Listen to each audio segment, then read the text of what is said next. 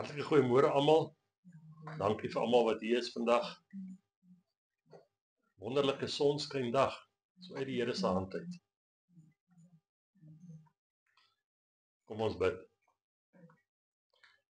Magtige Hemelse Vader, dankie vir u liefde vir ons, Here. Dankie vir hierdie nuwe dag. En dankie dat ons weer kan vergader in u woord, Here.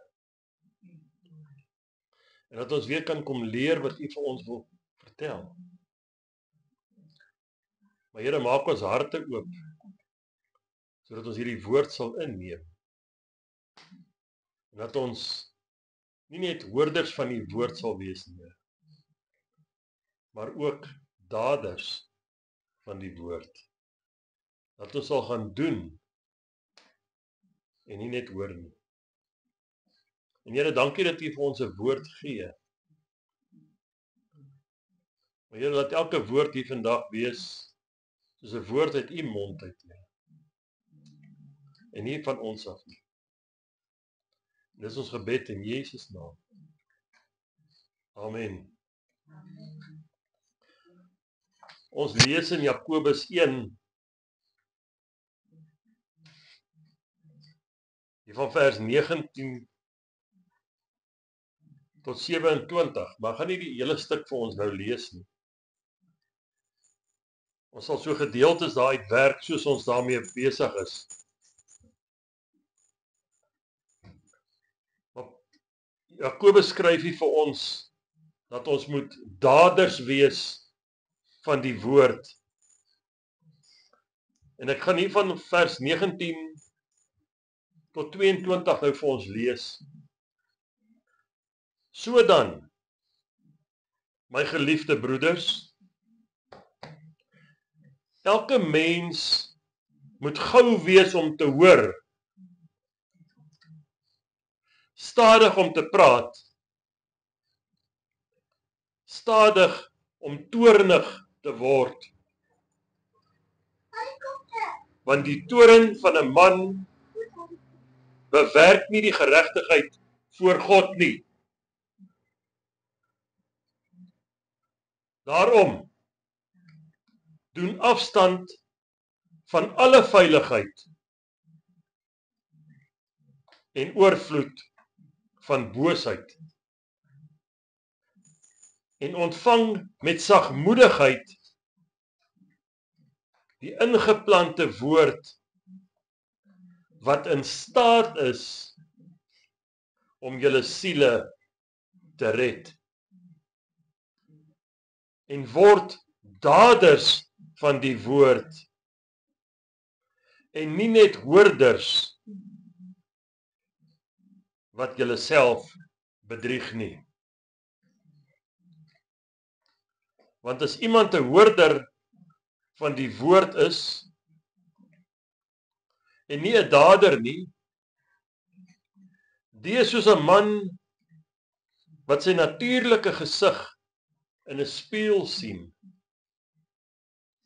Want hy sien homself en gaan weg en vergeet dadelik hoe hy gelyk het.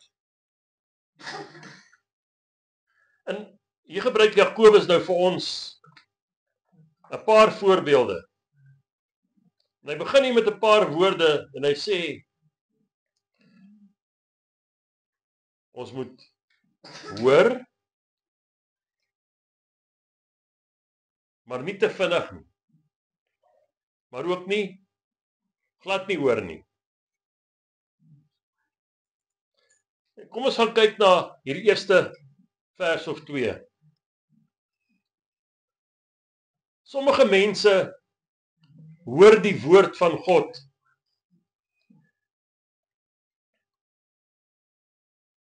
Hulle is vinnig om te hoor, maar hulle is ook vinnig om te vergeet. Hulle hoor wat God sê, maar vergeet dit so vinnig weer, dat daai woord soos 'n saad is wat daar op 'n harde grond iewers geval het.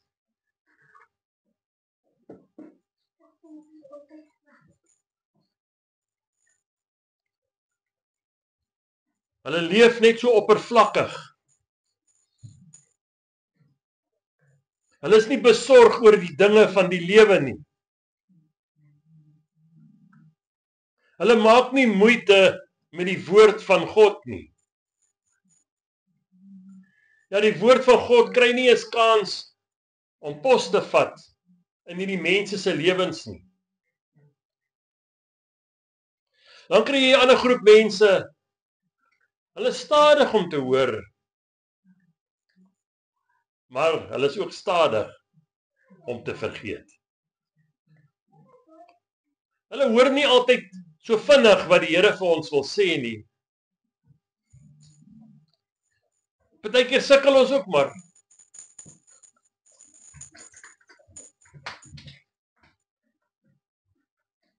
Maar hulle moet telkens weer herinner word aan die woord en wat God vir hulle wil sê. Maar wanneer hulle die woord hoor en hy ingaan in hulle in, dan is hulle stadig om te vergeet. Hulle hou vas aan alles wat hulle gehoor het. Dan kry jy ander mense, hulle is vinnig om te hoor. Hulle kry vinnig hierdie boodskap. En hy kom bly hier binne in hulle. En hulle is stadig om te vergeet.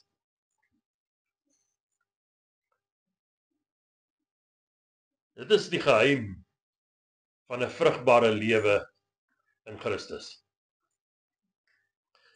Dit is die ideale Christen wat vinnig is om die woord te hoor en dit in te neem, maar nie maklik vergeet wat hy gehoor het nie. Dan kry jy die mense wat stadig is om te hoor en baie vinnig is om te vergeet. Amper soos kinders wat nie mooi onthou wat ons so 'n paar minute terug vir hulle gesê het. Hulle ore is bot toe. En as iets tog ingaan daar, dan sorg hulle baie vinnig dat hulle sommer self vergeet van wat hulle gehoor het. Want dit is mos nou nie vir hulle belangrik nie. Hulle wil nie hê dat hierdie woord hulle verhewe lewetjies kom lewe, binnendring en hulle wil kom verander nie.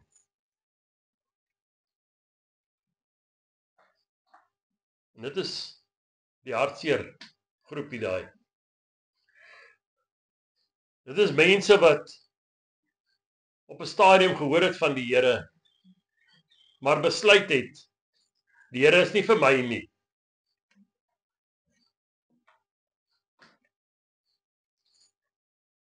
Eintlik wonder mense of hulle werklik die naam Christen, wat hulle self noem, werd is. Maar as ons kyk, wat beteken dit om 'n Christen te wees? Dan is dit om 'n Christus volger te wees. Nie om 'n wêreldvolger te wees nie. Te veel Christene is nog vasgevang in die dinge van die wêreld. Maar hulle luister nie na die woord van God nie. En as ons na hierdie goed gaan kyk, dan moet elke persoon vir homself gaan uitmaak en gaan besluit, waar staan ek?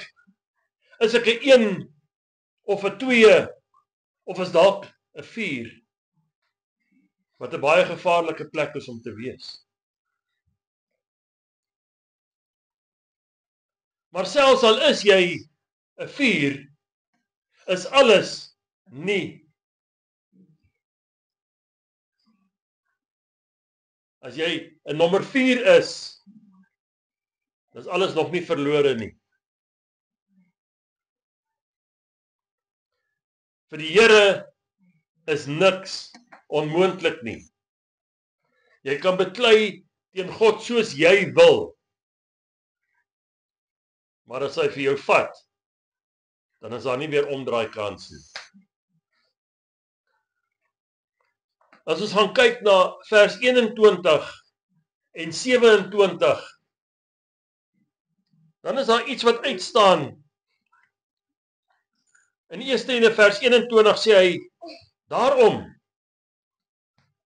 doen afstand van alle vuiligheid, vuiligheid, en oorvloed van boosheid, en ontvang met sagmoedigheid die ingeplante woord, wat in staat is om julle siele te red. Wow. Ingeplante woord.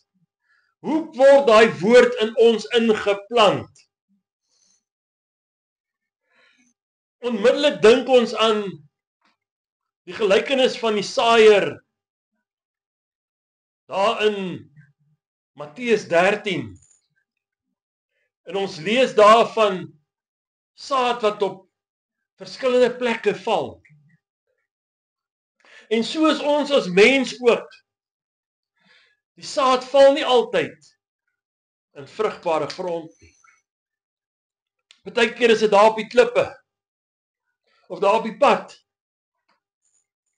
of daar tussen die dorings. Maar ons moenie altyd probeer verskonings uitdink om vir God voor te skryf wat ons moet doen nie, of wil doen nie. Wanneer ons vers 27 gaan lees, dan praat hy, en Jakobus sê vir ons hier, reine en onbesmette godsdiens voor God. Luister hier, voor God en die Vader. Sal eendag daaroor kom praat. Is dit om wese en weduwees in hulle verdrukkinge te besoek.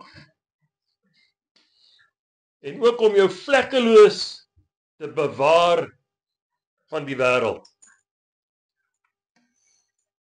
Jesaja 58 vers 6 praat ook daarvan dat ons moet sorg vir die armes en die mense wat swaar kry. Die Here wil hê ons moet mekaar help. En onmiddellik dink ek aan 'n gelykenis wat Jesus vertel het oor die barmhartige Samaritaan, daar in Lukas 10. En hy praat van, wie is jou naaste?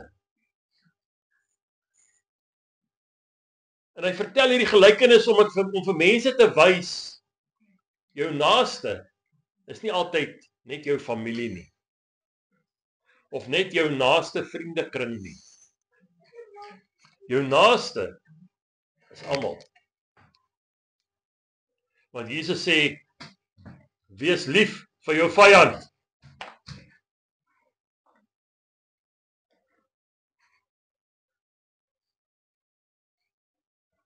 Ons moenie toelaat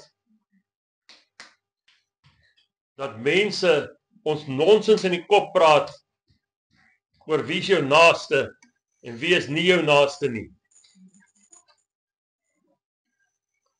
Ons moet almal lief hê, sê die skrif van God. Nie net die wat ons lief het nie, want dan het ons niks bereik nie. Naaste liefde moet so deel van ons lewe wees, dat ons almal net sal lief hê. Lief hê. Wanneer ons in liefde wandel, dan volbring ons die koninklike wet van liefde. En daarvan skryf Jakobus vir ons, hier in Jakobus 2, vers 8 en 9. Hy sê, as julle ewenwel die koninklike wet volbring, volgens die skrif, jy moet jou naaste lief hê soos jouself, dan doen julle goed.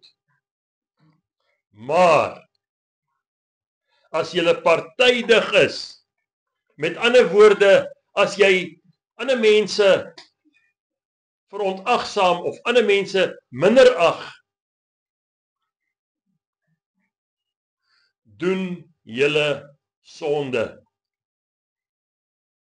en word deur die wet as oortreders bestraf. Dis gevaarlik om onderskeid te wil tref tussen klasse mense. Want wie is ons om te besluit wie is waardig en wie is nie waardig nie? Dit lê nie in ons mag om sulke goed te besluit nie. Ons moet baie versigtig wees. Verder as ons gelees in Jakobus 2, dan praat hy ook van die nutteloosheid van geloof sonder werke. Geloof sonder werke. En nou moet ons baie mooi vir ons onthou, né? Werke kan jou nie red nie. Jou werke beteken niks as jy nie in Christus is nie. Kom ek verduidelik dit. Wanneer jy gered word, word jy gered deur geloof. En nou, na jou wedergeboorte, begin jy leef volgens die wil van God. So hierdie werke waarvan Jakobus hier praat, is nie iets wat jou kan red op sy eie nie. Maar dit is die vrug wat vloei vanuit jou geloof. Dit is die dinge wat jou maak liefde oordra na mense toe. Dit is die dinge wat jou dryf om die evangelie te verkondig. Dit is die werke uit jou geloof uit.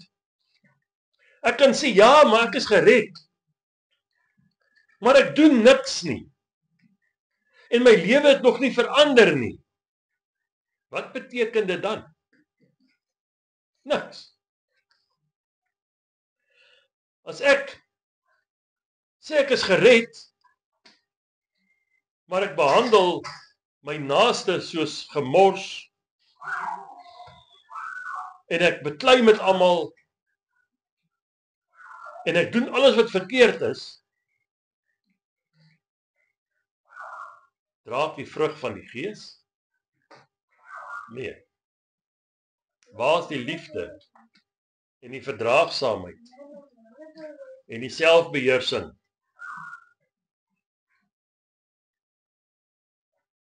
Ons moet baie versigtig wees hoe ons leef. Want die werke uit jou geloof is ook hoe jy leef. Wat jy doen. So ons moet baie mooi dink. Hoe lyk ons?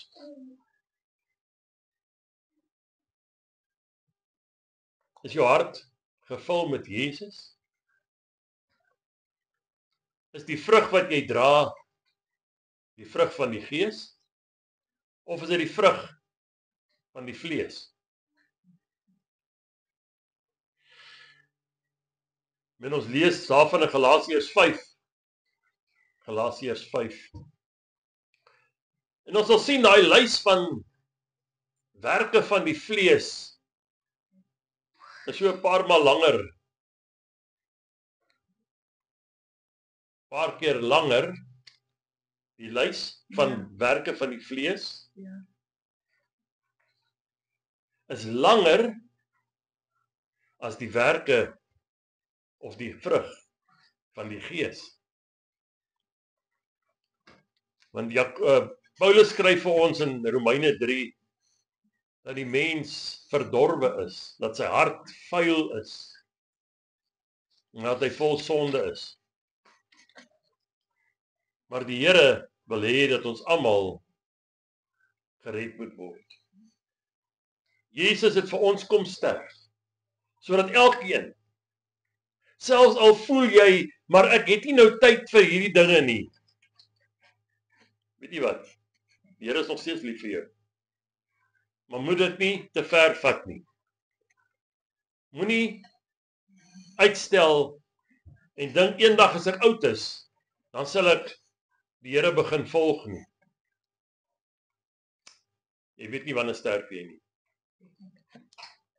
En as jy sterf sonder God,